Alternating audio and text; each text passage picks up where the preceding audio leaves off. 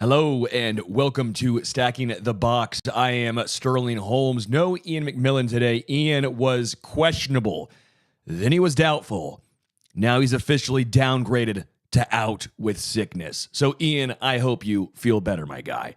But I am here. We will do a slightly abbreviated show. Today we'll go through the list of games hitting on Thursday Night Football and ending with Sunday Night Football. We will hit on Monday Night Football once Iain returns on our Monday edition. We'll also be joined by Lior Lampert in about 15 to 20 minutes or so as we talk some fantasy football. Going to be fun talking with Lior. I need some advice because my fantasy football team is 2 scoops of ass. We are atrocious. We are struggling. But if you're like me and your fantasy football team is struggling, check out Underdog. Because Underdog has such a unique and phenomenal product where it's not just pick'ems. It's not just the higher and lowers on your favorite player stats, which again is awesome. But they also do these drafts. So you can do a draft. I sometimes do it for Thursday Night Football and combine it with Sunday Night Football. Sometimes I'll do Monday night and Thursday night combined. And I've found I'm a lot better at that than my season-long fantasy football team. So if you're like me and your season-long team is struggling, well, head over there to Underdog. It's simple to use. It's a very easy mobile app, and you can also do it on UnderdogFantasy.com. If you sign up with promo code StackingTheBox, Underdog will give you a free pick to use on your first cash pick'em entry, plus up to $1,000 in bonus cash when you deposit. That's Underdog Fantasy, promo code StackingTheBox to claim your new customer special of a free pick in your deposit offer. You must be 18 plus, 19 plus in Alabama and Nebraska, 19 plus in Colorado for some games, and 21 plus in Massachusetts and Arizona, and present in a state where Underdog Fantasy operates. Terms apply. Void in Colorado. Concerned with your play? Call 1-800-GAMBLER or visit www.ncpgambling.org. Arizona, 1-800-NEXT-STEP. That's 1-800-639-8783 or text NEXT STEP to 53342. New York, call the 24/7 Hope line at 1-877-8-HOPE-NY or text HOPE-NY 467-369. Matthew says we get to talk trash about the Falcons all we want. Matthew, normally I would. I really, really would. But without Iain here to at least try and defend himself, it's hard. It's hard. I can't do that. Plus, that game was just electric. That game last Thursday Night Football was phenomenal. Absolutely phenomenal. What a game. Kirk Cousins going over 5 Bills, 36-30. Never a doubt. I had the Falcons minus 2.5. Never a doubt. Always knew they were going to pull that bad boy off. Let's get into this upcoming week's slate of games before I will give Iain and myself's favorite bets of the week. Thursday Night Football, though, is the 49ers and the Seahawks. 49ers have been a massive disappointment so far. I know Hunter, who listens, is probably in total agreement with me. The Niners are 2-3. Seahawks are 3-2. I keep rolling with the 49ers, but at some point, they are who they are.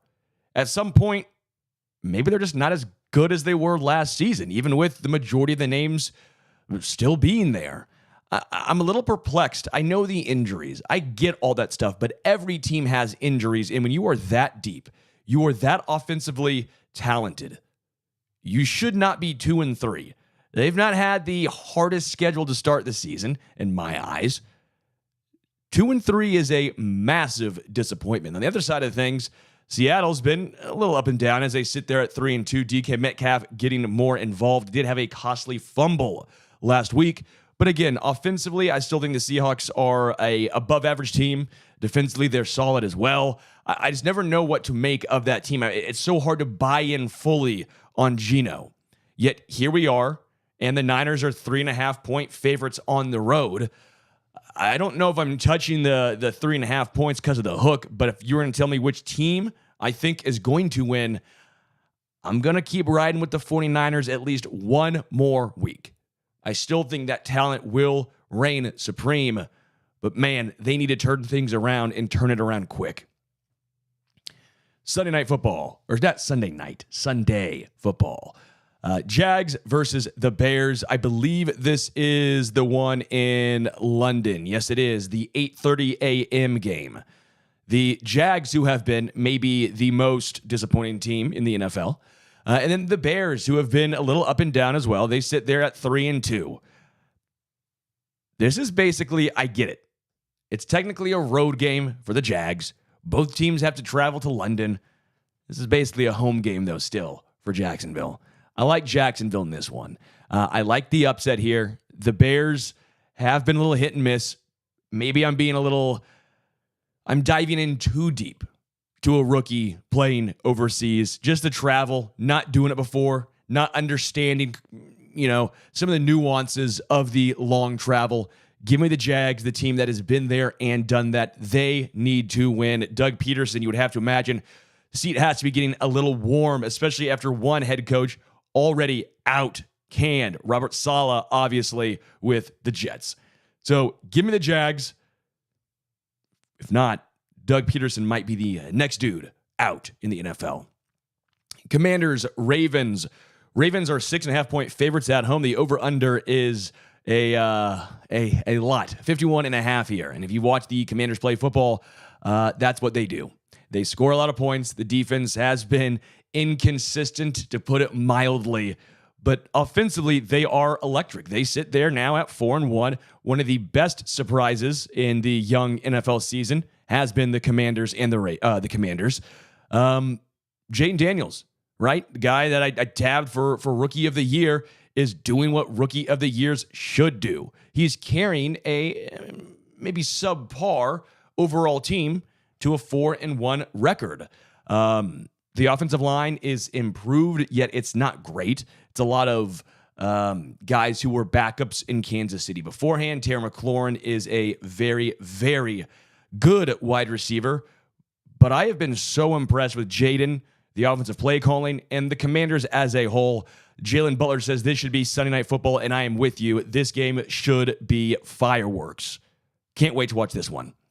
We'll go to the Texans and Patriots next. Patriots, 7-point dogs at home.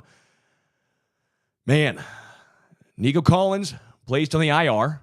Tank Dell has been, one missed a game, and then he's been MIA basically as far as on the field. Joe Mixon's missed a few games now. And yet, the Texans are still 7-point favorites on the road. That's a lot.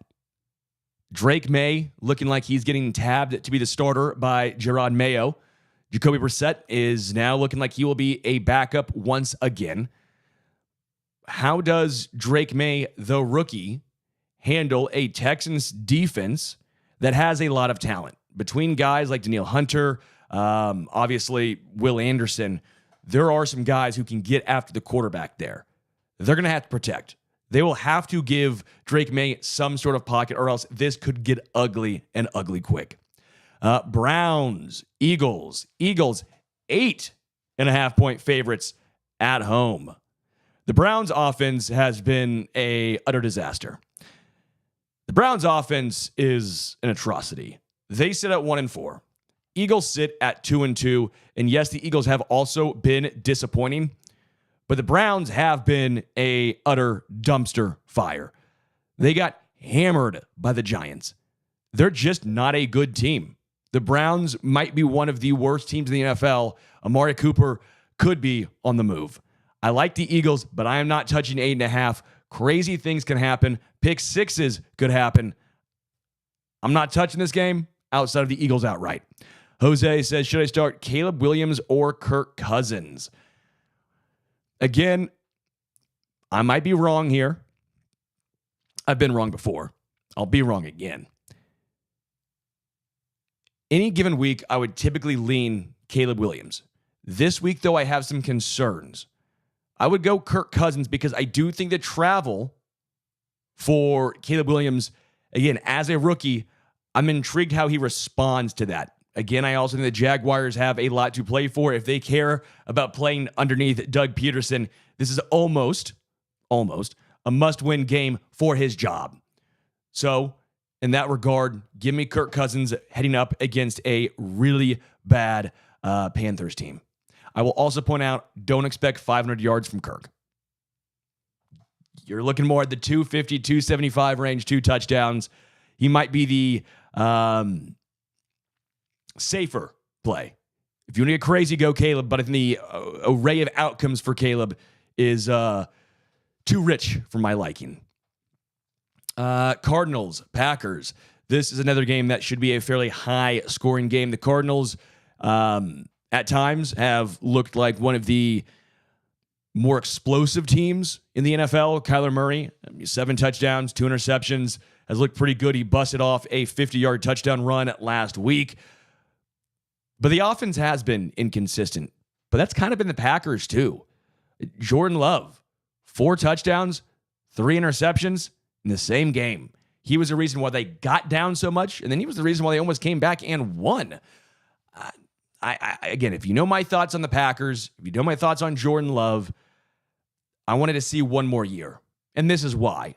I think the inconsistencies of Jordan Love are still, again, almost like I'm talking about Caleb Williams, but the variance is such that I don't know if I want to touch that one. The Cardinals with Kyler Murray, I trust Kyler more than I trust Jordan Love. Again, going forward for their future careers, I don't know. But I do think at least in the year 2024, Kyler Murray has would probably be the guy that I trust more than Jordan Love. I actually will get to that game a little bit later on in our best bets. Buccaneers and Saints, an NFC South divisional matchup. Saints 3.5-point dogs at home. Saints coming off a Monday Night Football loss to Kansas City. They were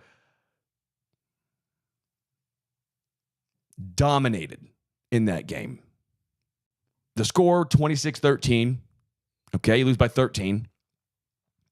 But they were dominated in that game by Kansas City. Now, I get it's the Kansas City Chiefs. It's Monday Night Football. You're on the road in Arrowhead. But they were controlled on the ground, through the air. Derek Carr was shut down. Chris Olave was shut down. Alvin Kamara was shut down. The defense was giving up plays at will to Kansas City, but they did buckle down in the red zone. Saints' red zone defense, I thought, was actually pretty darn good. The issue is, maybe for Bucs fans and maybe for some people betting, the last thing we think of Derek Carr, 1, he's injured now, and 2, played bad against the Chiefs. He traditionally plays bad, especially in Arrowhead against Kansas City. We will see if he's going to play. Right now, he is banged up. It's that oblique right now. So it could be backup QB Central in New Orleans. I'll probably roll with the Bucs either way, but I like the over-under more than anything else. Colts-Titans. Colts and the Titans. Anthony Richardson is questionable. Hopefully for my fantasy football team, he plays, but he hasn't been great. He's been the guy that I think a lot of people expected him to be coming out of Florida. 3 touchdowns to 6 interceptions. When he's not running the football, the arm, while yes, is very strong, it's been extremely inaccurate. But a fun storyline has been Alec Pierce, 13 receptions for 368 yards. Yes, 13 receptions for 368 yards. Now, they will be going up against a Titans team that has a decent defense, including a great shutdown cornerback, a great shutdown corner in L'Jarius Sneed. So take that in mind if you have Michael Pittman Jr. or if you do have Alec Pierce. All right, I'll rip through these final games fairly quickly. Chargers, Broncos, AFC West matchup. Broncos, 3-point dogs on the road, at home, excuse me. Broncos have been, again, surprising some folks. They are now a team that is 3-2. Bo Nix starting to find some footing there, but let's be real now. That defense is absolutely elite. Let's get into the Steelers versus the Raiders. Raiders now have a quarterback change. Aiden O'Connell in, Gardner Minshew to the bench. Will that shakeup hopefully get that offense out of its slump? Also, it looked like Devontae Adams is unlikely to play in that game. 1, he wants a trade, and 2, with a hamstring injury. Falcons, Panthers. No Iain. We don't have to spend a whole bunch of time on the Falcons. Panthers, they showed that inserting Andy Dalton was just a flash. They realized, okay, we are still the Panthers. I think the over-under 47, much too high. I'm going with the Falcons to cover the 6-point spread as well. Lions, Cowboys, 3-point underdogs at home are the Cowboys. Over-under set at 52.5. If this game goes the way that I think a lot of people think it will go, this should be a shootout. This should be one of the more fun games of the week. Two teams, I would have to imagine, with very big playoff implications, aspirations. The Lions 3-1, trying to prove that last year was not just a fluke. Cowboys 3-2. They win big, they lose big. Which version of the Cowboys will we see? And then finally, on Sunday night, we have the Bengals versus the Giants. What a brutal game for Sunday Night Football. Giants 3.5-point underdogs at home. Over under set at 41. The Bengals offense starting to get right, but the defense is still atrocious. Joe Burrow, 1,370 yards, 12 touchdowns, 2 interceptions. Jamar Chase, nearly 500 yards receiving already this year with 5 touchdowns, but the defense is getting torched. But can Daniel Jones be a guy that torches that bad defense? Remains to be seen. We'll talk some fantasy football now. We'll bring in Lior. Lior, how you, my man? Hey, how you doing, Sterling? What's going on? What's new? Just hanging out, baby. Just hanging out. Just got married over the weekend, and now I'm excited to talk some fantasy football with you. Very casually dropping that in there. Congrats, man. That's awesome to hear. Really appreciate that. First, let's get to a question right there. Jose says, should I trade Brian Robinson and Chase Brown for David Montgomery? Honestly, I mean, I love the consistency with Monty. I have Montgomery in a couple leagues. I love that the touchdown equity he has on a potent Lions offense with a stacked offensive line.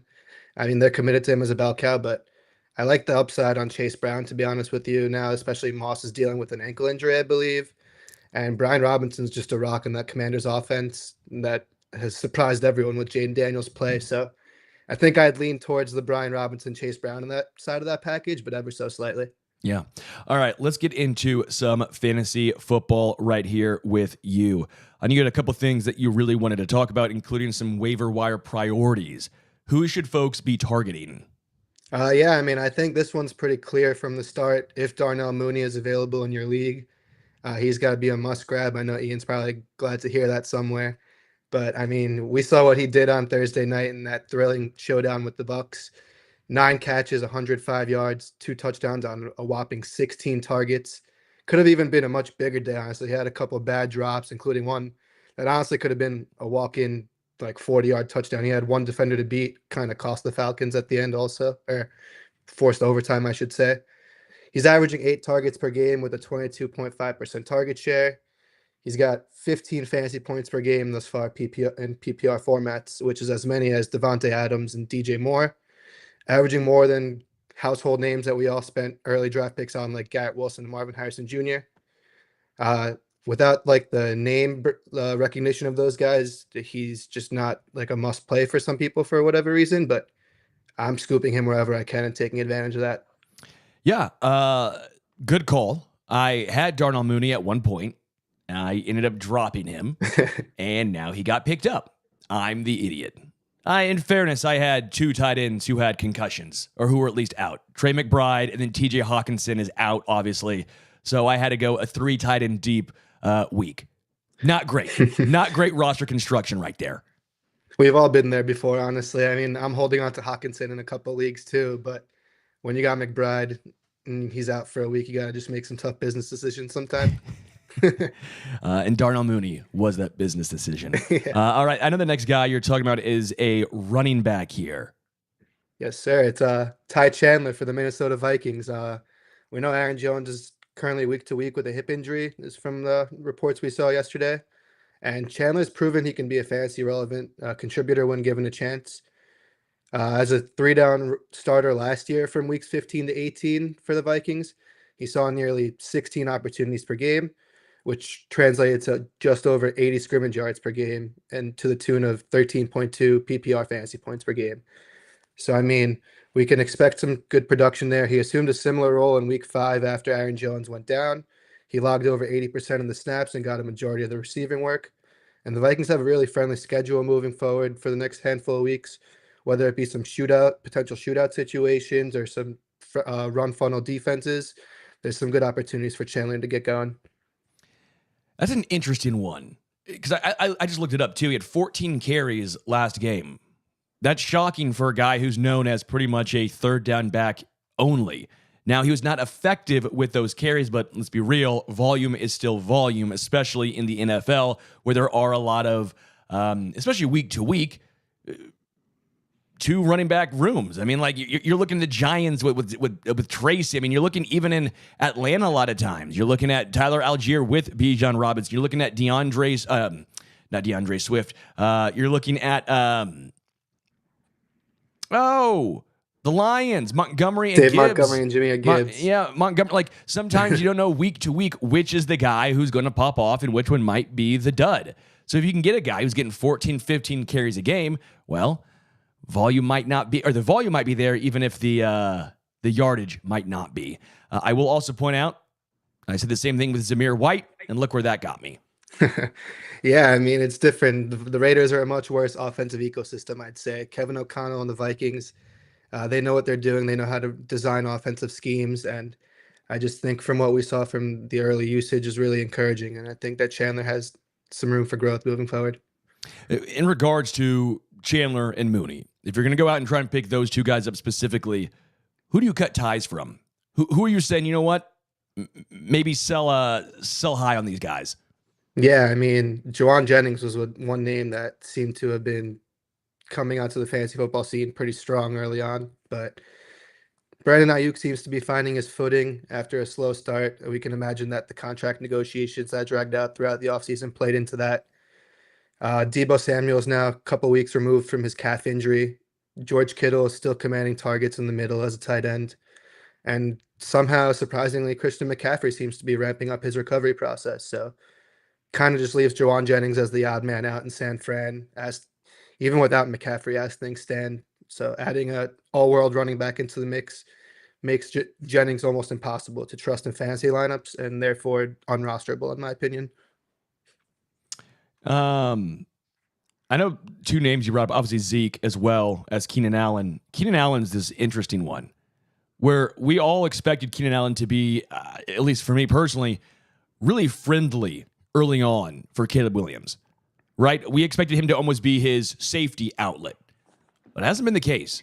We saw in week one, he got targeted a lot and we all sat, okay, maybe there is some room for this relationship to grow. Then he was out for a few weeks with injury. Then he came back, and we haven't seen him really take over that role. How surprising is Keenan Allen in the Bears offense for you? Yeah, this one's kind of shocking to me. I included him here, and it felt a little premature. But I mean, he's approaching drop territory in my mind because Keenan hasn't caught more than 4 passes or reached 35 receiving yards in any of the 3 games he's played this year. The heel injury, strangely, it seems to be behind him, which is what makes it weird. He's seeing an increased snap share. He just jumped up to over 80% for the first time this past week. He's still getting open at a high level. He ranks 3rd in the NFL on fantasy points data's average separation score chart. So, I mean, he's getting open. It seems more like it's an internal issue with offensive coordinator Shane Waldron. He just doesn't seem equipped to push all the buttons in what seems like a star-studded Bears offense. And also, shockingly, Caleb Williams doesn't really seem as pro-ready as we all thought too, which is kind of surprising everything, throwing a wrench in things. Yeah, I mean, he's been a little up and down sometimes. The yards look good, but it's almost empty calories, if you will. What are a few things you're looking out for in the Week 6 landscape here? The first thing that pops to my mind, I know we all been waiting to see Drake May get named as the starter. Gerard Mayo finally named him the Patriots starter for Week 6, so I think that's going to be really fun to see and just see if he can inject any form of life into the Pats offense, specifically the passing attack, and if he can make any sort of pass catcher fantasy viable. But I'm focused on mainly Pop Douglas, Demario Douglas, and rookie wide receiver Jalen Polk. Polk logged 100% snap rate in week 5. That's crazy seeing an every down roll like that. Yeah.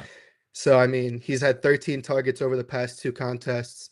He had a pretty notable connection with May during the preseason and offseason. So, and they're both the future in Foxborough. So it's going to be interesting to see how that shapes up. And the first thing also, another thing actually, is the Saints wide receiver situation shaken out there. Rashid Shaheed has shockingly been the primary target there for the first 5 games instead of Chris Olave. I'm curious to see if the quarterback switch that's looking likely going like it's going to be Spencer Rattler will shake things up. Maybe the Saints go back to like a more simplified offense and playbook, focuses more on getting Olave in space in the short to intermediate areas of the field, and rather than those deep shots from Carr to Olave or to Shaheed that they've been relying on so much. And lastly, I think we're all on the same page here, but we're all on Jameis Winston watch, in my opinion. The Browns have been unwatchable with Deshaun Watson under center, and Kevin Stefanski is probably going to lose his job at this rate because of it if he doesn't make a change soon. So, I mean, we're all just waiting to see when Jameis Winston can step in and add any sort of excitement to the Browns offense. He may not be the best at, especially at this stage in his career, but he's a gunslinger who's not afraid to spray the ball all over the field. We saw he's got a 5,000 passing yard campaign under his belt. He's the founder of the 30-30 touchdown to interception club, which is some pretty rare air to be in. It'd be a roller coaster with Wilson, but anything is better than what's going on with Watson for sure in my mind. Well, I'm with you. We saw last year what happened when they put a gunslinger in there. Joe Flacco was just throwing the ball over the field, and it worked. They became a viable offense, and they became a better team. Deshaun Watson comes back. I understand the offensive line. I get it's not the best in the NFL, but he's making it look worse. He's undecisive. His arm looks bad. He's inaccurate, and he's not a great runner anymore. So what do you have to lose? If you're Kevin Stefanski, by the way, 2-time Coach of the Year winner Kevin Stefanski, it's almost a curse. You win Coach of the Year, you're almost always out. That's just kind of Matt Nagy with the Bears. What happened? Canned about the year after. Doug Peterson may have won it in Philly and was out a year or two after. But it's almost a curse when you win Coach of the Year, it seems like. Because now you coached up a bad team. Expectations are now higher, even though maybe you exceeded by far what you were supposed to do and the timeline. You might still be on the original timeline in year 2, and that first year just went well. People don't always realize that, and fans don't want to hear it. But that's kind of where Kevin Stefanski is right now. I think he's a good head coach. I really do. It's not his fault necessarily. I don't know all the makings of the bringing in of Deshaun Watson, obviously, but that's the GM.